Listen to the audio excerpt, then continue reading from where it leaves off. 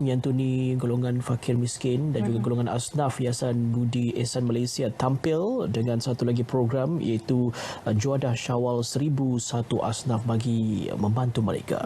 Jadi bersama kita pagi ini tidak lain tidak bukan Piyu Rahmat, Duta Besar Yayasan Budi Ehsan Malaysia. Selamat pagi, Assalamualaikum. Selamat pagi, Waalaikumsalam warahmatullahi. Hana ya dua ya. Betul. Ya, salam kenalan. Salam kenalan juga untuk Piyu Rahmat. Baik, kita nak terus berikan penerangan lah berkenaan dengan YBIM ataupun Yayasan Budi Ehsan Malaysia ini sendiri. Masya Allah, Yayasan Budi Ehsan Malaysia ini adalah sebuah yayasan yang baru sebenarnya. Baru 2 tahun, tapi orang cakap baru-baru dia pun dia kerja laju.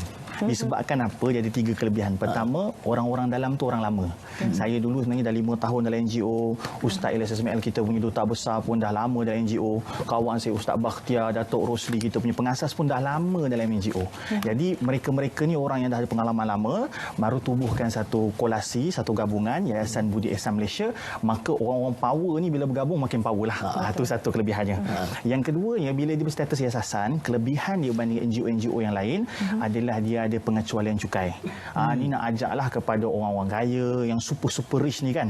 T20 ni sambil kita bersedekah dapat pahala, kita boleh juga dapat pengecualian cukai. Ini kelebihan yang kedua. Kelebihan yang ketiga, masya-Allah tabarakallah, kita dipimpin oleh Datuk Rosli ni orang yang sangat progresif. Bila kata-kata progresif ni, setara mana dia progresif ni, dia kumpulkan 70 ustaz-ustaz. 70 bukan sikit-sikit. Sebab apa? Sebab bukan banyak NGO yang ramai dia punya gabungan. Biasanya NGO sekian ni ada seorang je figura. NGO sekian ni ada seorang figura. Tapi untuk NGO Yayasan Budi Ehsan Malaysia ni, yayasan ni adalah 70 ustaz. Dan subhanallah, inilah kelebihan kita. Dan terakhir kelebihan kita adalah kita ada wakil-wakil kita bagi setiap negeri kita, setiap tempat. Sebab tu dalam waktu seketika ni kita buat 1001 Syawal Juadah untuk Syawal ni, kita dah cover ataupun kita dah pergi kepada 2,000 keluarga. Masya Allah. Mungkin ada NGO ataupun orang-orang individu yang viral itulah. Tapi mungkin dia hanya touch and go. Satu keluarga. Tapi kita 2,000 keluarga, walaupun tak viral, tapi alhamdulillah kerja kita jalan. Dan kelebihannya kita sampai ke ceruk-ceruk dan ke negeri-negeri yang tidak dicapai oleh NGO-NGO. Sebab banyak NGO yang berpusat ataupun bertumpu di satu tempat. Itu dia kisah YBIM ni. Jadi kenapa memilih Juadah Syawal 1001 asnaf ni? Masya Allah tabarakallah, sebenarnya kita dah mula awal. Sejak awal PKP, sebelum tu lagi dah bantu asnaf. Okey, tapi kena ingat, asnaf untuk agama kita, agama Islam, dia bukan sahaja tersekat ataupun dalam ruang lingkup orang beragama Islam. Kita bantu juga orang bukan beragama Islam. Sebab apa? Bila bab kelaparan, bila bab kebuluran, susah ni dia tak kenal agama. Semua orang kenal. Kita bantu Sabah, Sarawak. Jadi kenapa kita bantu ni? Sebab kita tengok pengalaman kita bila bantu sepanjang PKP, sepanjang kita berkurung ni, ramai orang yang bermasalah pada segi ekonomi. Kita kesian. Pernah kita bagi satu box kita tu yang dalam hanya ada sardin, yang dalam hanya ada telur. Alhamdulillah box kita tu pun meriah dan mereka terima dalam keadaan menangis. Bila kita kata kenapa? Kami ni dah 2 bulan tak kerja. Ini yang sangat-sangat terkesan bagi mereka. Jadi bila kita fikir ini baru 2 bulan tidak bekerja. Bayangkan pula macam mana tangisan raya mereka. So, kita fokus kepada Syawal sebab kita tahu bahawa sepanjang PKP ni ramai yang terkesan. Apatah lagi bila Syawal menjelang, mereka ada lebih banyak benda yang nak dibelanjakan dan anak-anak mereka perlu ditampung. Jadi inilah tugas YBIM untuk membantu mereka semua. InsyaAllah. Piyu Rahmat, bagi penonton kita yang terpanggil untuk bersama-sama membantu dalam program YBIM ini, bagaimana untuk menghulurkan bantuan? Masya Allah, sangat mudah. Kalau tengok kat TV sekarang, kita ada nampak hotline kita, kita ada laman web kita dan semua orang ada Facebook. Edwin ada Facebook kan? Ada. Berapa orang follower? Cik tu tanya. Saya tak pasti. Saya nak seru semua orang untuk follow kita punya FB page Yayasan Budi Ehsan Malaysia, ataupun boleh tengok kita punya laman web yayasanbudiehsan.org.my /donation untuk menderma. Boleh saja tengok nombor akaun online banking saja. Mudah sangat. Online banking, ambil handphone sekarang, buka, boleh teruskan menderma. Dan saya nak bawa satu kisah yang dekat dengan agama saya dan dekat dengan nama Yayasan Budi Ehsan. Kalau berasal nama Yayasan Budi Ehsan, nama saya Rahmat Ehsan. Ada sebenarnya cerita pasal ihsan khusus untuk agama Islam. Dia cerita pasal seorang wanita yang pelacur dengan izin saya sebut. Bukan sebut untuk merendahkan, tapi ini adalah pengajaran. Jadi pelacur ni dia ni berjalan kat padang pasir. Padang pasir sangat panas. Saya cerita sebelum PKP ni saya pusing travel around the world. Okey, saya pergi kat padang pasir memang sangat-sangat panas. Dan apa berlaku? Wanita ini, pelacur ini berjalan dan dia haus, dia nampak telaga. Bila nampak telaga, dia berhenti dan di sebelah telaga ada seekor anjing. Ingat, Islam tidak memusuhi haiwan. Betul. Walaupun anjing itu haram, walaupun khinzir itu haram, tapi bukan itu lesen kita nak pukul mereka. Tak. Jadi nampak anjing, apa berlaku? Perempuan ni pun ambil air pada telaga tu dan dia minum. Bila dia minum, dia nampak anjing tu kehausan, dia ambil, dia masuk dalam kasut dia, dulu kasut kulit.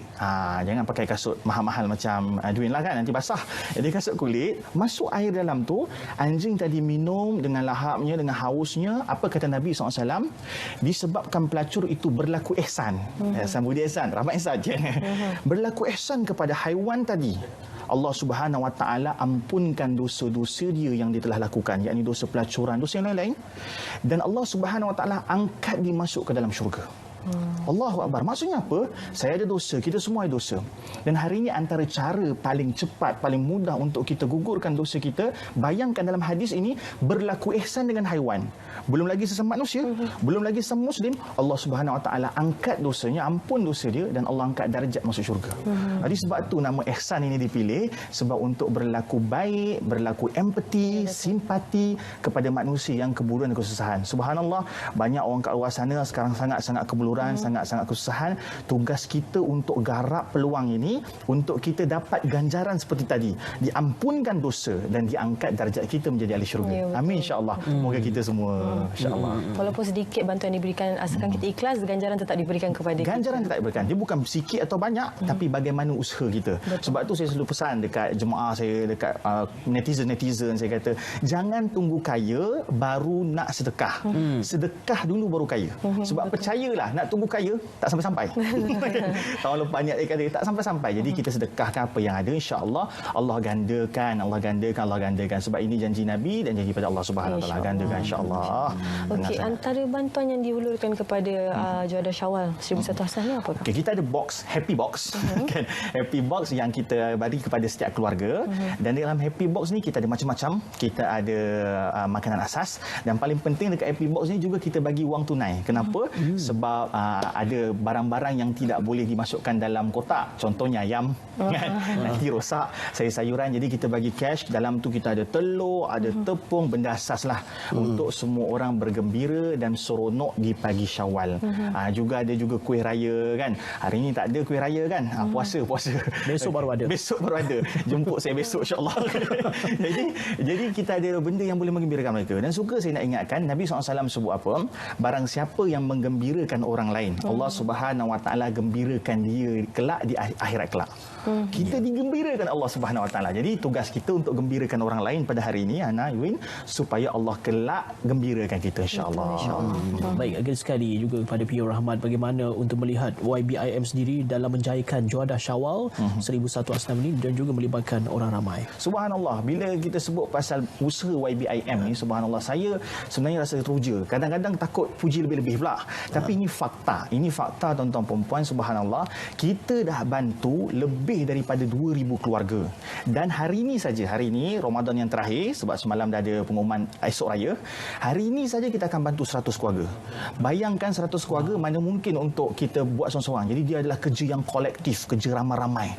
Sebab tu orang cakap apa, kalau nak laju buat seorang-seorang, tapi nak berjangka panjang, nak lama buat kerja ramai-ramai. So ini kelebihan kita bila kita ada ramai kaki tangan, ramai tenaga kerja yang ikhlas, insya-Allah ia akan sampai kepada orang-orang yang memerlukan. Dan ini kelebihannya, Yayasan Budi Ihsan diaudit. Diaudit. Ini sangat penting sebab sekarang NGO, yayasan dia tumbuh macam cendawan. Semua orang nak buat. Semua orang nak buat, lepas tu minta maaf lah kalau mulut saya ni laser sikit. Semua orang sekarang seronok sebab jadi viral. Selfie depan tu kan. Jadi kita kena ada satu NGO yang diaudit. Ini kelebihan Yayasan Ihsan Budi, diaudit dan mereka ini dikawal selia oleh badan yang berautoriti. Jadi mereka takkan jadi scammer lah. InsyaAllah. Okey, baik. Terima kasih P.O. Rahmat untuk kongsikan kongsikan bersama kita berkenaan dengan Juada Syawal 1001 Asnaf, dan kita harapkan anda juga boleh terus tampil memberikan bantuan, menghulurkan bantuan seperti mana yang tertera di skrin anda pada waktu ini. Baik, terima kasih sekali Terima kasih. lagi. Semaya Raya. Selamat Raya, insya-Allah. Duit Raya. Duit Raya Nanti maksud kita bagi. bagi. Okey. Kita akan berehat seketika dan sebentar ini kita kembali bersama Nadia Nordin